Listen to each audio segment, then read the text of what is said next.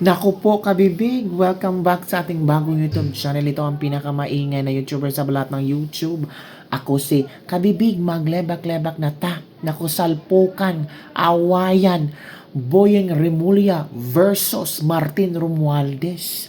Para yatang nilaglag ni Boyeng Remulla ang script ni Martin Romualdez, kabibig.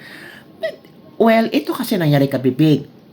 Na-interview ang isa sa mga 18 ex-Marines, natanong ang 18 isa sa mga 18 ex-Marines kung merong bang offer, money offer. Nagsabi naman yung isa sa 18 ex-Marines na merong nag-offer sa kanya ng 20 to 25 million. Kaya yung apat bumaliktad. May message dyan si Atty. Baligod, shinare sa people around the earth. Ngayon, kabibig, itong si Ombudsman Remulla nagsalita din. Oo.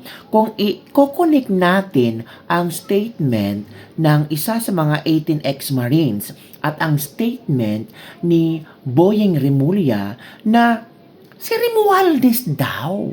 Ito, makikita mo talaga how desperate that camp is to take away the witnesses against them because we have built a solid case already.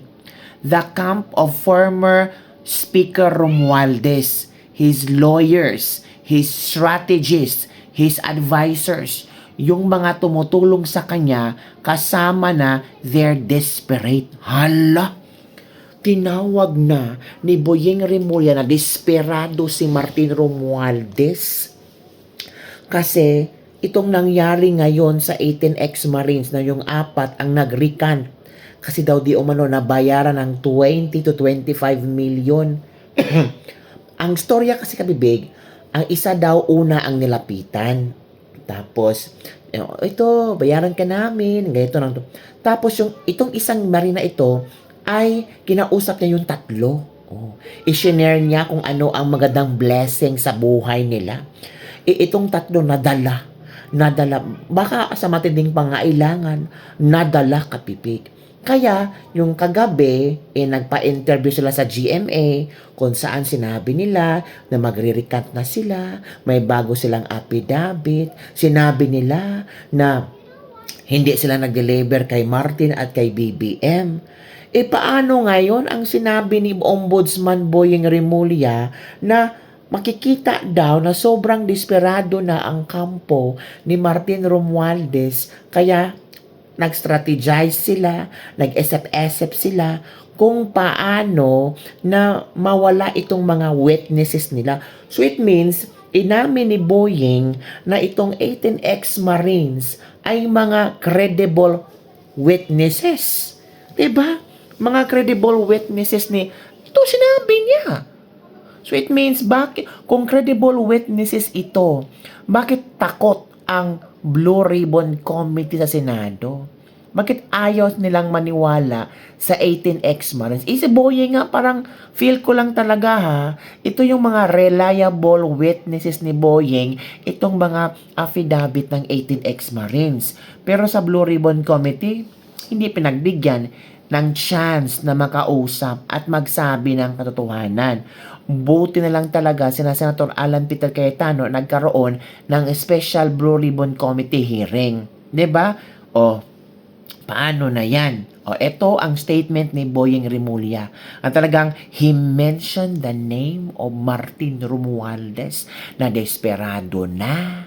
Talaga naghanap ng paraan para hindi makulong si Martin. Of course, si Martin baka ngayon nataranta na si Martin kasi even though hindi siya napangalanan ni Bongbong Marcos sa SONA, pero siya talaga ang pinariringgan ni Bongbong Marcos na malapit ng mabigyan ng piyansa, hindi mabigyan ng piyansa, makulong.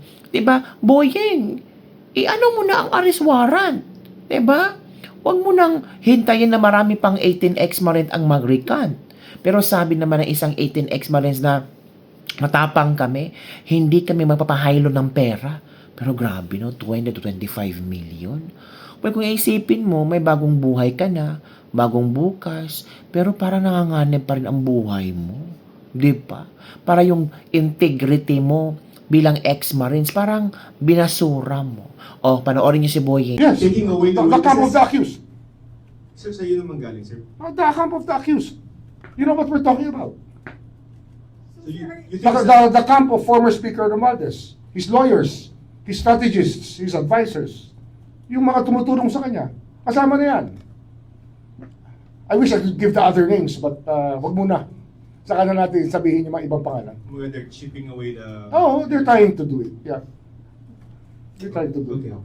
Pakiramdam nyo na nag-recant yung mga kasama nyo at ang sabi, may mga ilan na rin daw kasamahan na nag-iisip na rin na sumama sa kanila. Ay hindi po totoo po yun nung iba na magre-recount. Sila, decision nila yun, pero kami buong loob na rin para panindigan namin yung totoo yung sinasabi namin. Oo. Masasabi ko lang sa kasama ko, sana naisipan yung mabuti yung sinasabi nyo. Oo.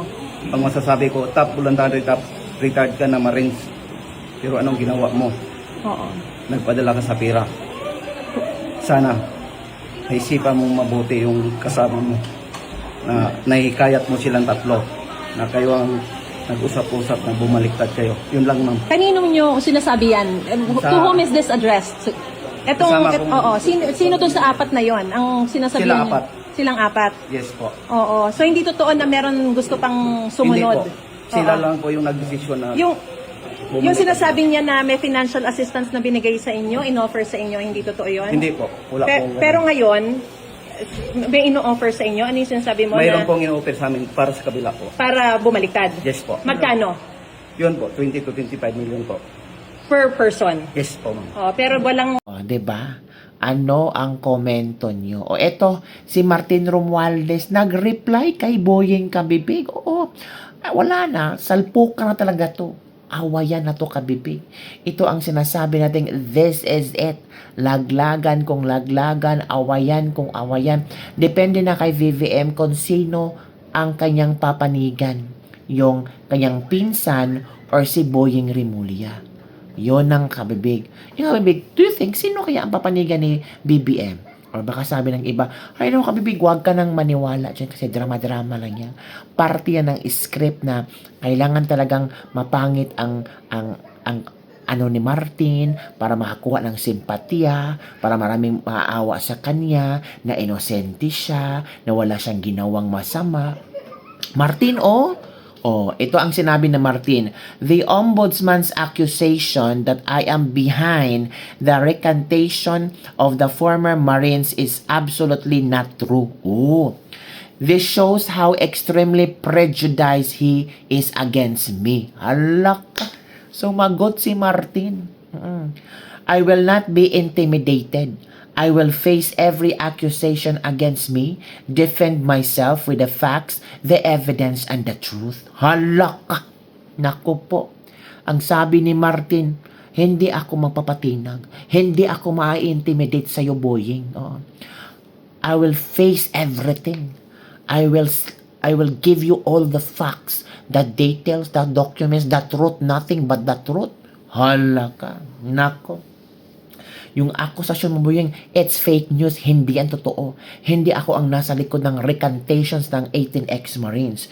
Pero ang sinabi ng 18 ex-Marines, si ano daw? Si Martin.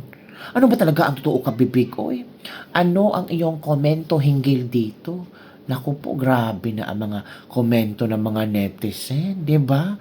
As in, super to the highest level na parang na-question na rin yung kredibilidad ng ilang 18 ex-Marines. Na-question na rin kung talagang, kasi may mga sinasabi yung nag-recant na ano daw si Marcoleta, si Mike Defensor, scammer daw. Uy, grabe naman yung script ninyo, oy. Sinisiraan nyo si Marcoleta at si Mike Defensor na nakulong nga. Nakulong yung dalawa. 'Di ba?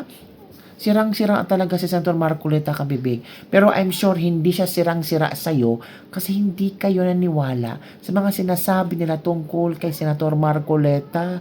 Kasi alam natin kung anong klaseng senador si Senator Marcoleta. 'Di ba? Wala na, Kabibig. Pero I know time will tell the truth. Time will come na malalaman natin ang katotohanan itong 6 na taon na pag-upo ni Bongbong Marcos, maraming nangyari. Maraming mga politiko na nalaman natin, yung mga sinasabi ng Diskaya ha, ng mga kurakot, yung mga maleta gang, delivery ng mga maleta. May mga videos, may mga pictures naman. Nag-recant yung 4. Yung pag-recant nila ba, specific sila sa tao, no, na sinasabing hindi sila nag-deliver ng ng maleta kay Martin at kay BBM. Maraming mga pangalan ng mga kongresista ang na-mention ng 18 ex-Marines.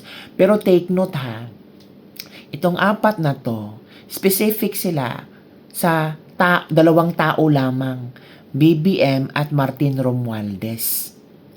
Bakit hindi nila na-mention yung ibang kongresista? Bakit si BBM lang at Martin Romualdez? So, bala yung kongresista, totoo. Pero kay BBM, hindi. At kay Martin, now, yeah. Nakuha nyo na ang script. That script is not scripting. Diba? Kung talagang gusto nyo mag-recant at sabihin nyo ang katotohanan, lahat, mention all. Hindi kayo selective. Kasi nagmumukha kayong selective eh. At napaghalataan talaga kayo. Diba? O, yun lang kabibig ang ating Disnibak-Libak for today. Ano ang inyong komento hinggil dito? Comment down below. Ay maniniwala ba kayo na si Martin ang utak sa pag-recant ng mga 18, yung 4 na 18 ex-Marines at binayaran daw di umano ng 20 to 25 million? Ang yaman. Daming pera nila. Kung totoo yan, saan sila pumupulot ng 20-25 million na pera? Oy, tayo nga ang hirap-hirap ng buhay natin. Pero sila AC lang. 25 million. Grabe. 25 million 4. 100 million. Grabe.